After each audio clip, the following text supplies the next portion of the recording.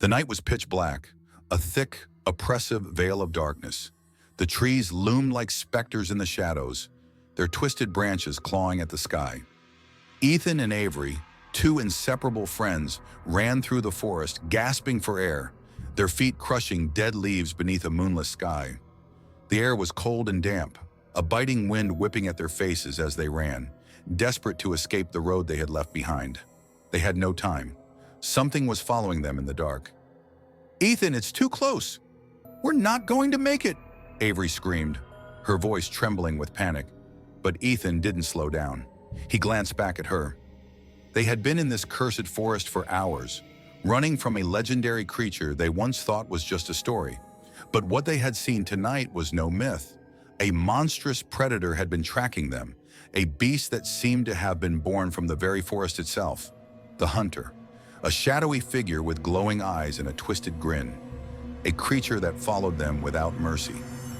"Ethan, it's too close!" Avery screamed again, but her voice was swallowed by the wind.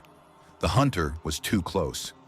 Ethan could hear it now, its heavy footsteps growing louder with every passing moment. With every breath, it was closer. They kept running, their bodies shaking with exhaustion, but the adrenaline kept them moving. The hunter was faster, stronger, and they were about to be caught. "Look! The bridge!" Ethan pointed toward an old rickety bridge he knew well, a bridge he'd crossed hundreds of times before. But tonight, it looked more menacing than ever. If they could reach it, they might have a chance to escape.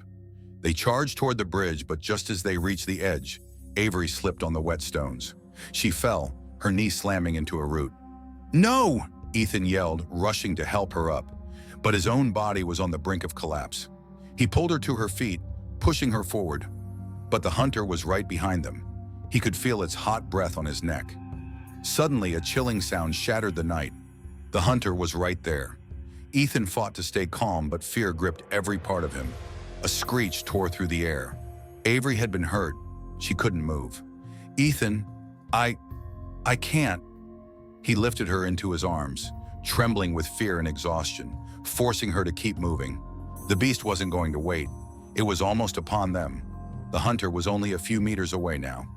"Hang on!" Ethan gritted his teeth, running despite the burning pain in his legs. But they weren't fast enough.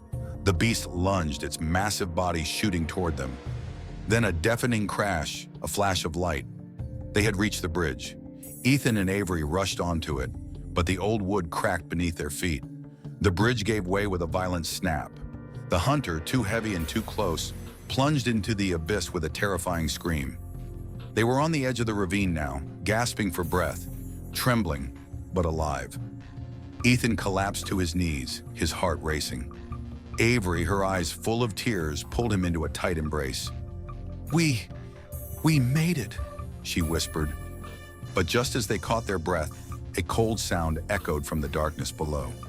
The rolling of stones, heavy footsteps, and a voice, ragged and cold, whispered in the night, "This is just the beginning."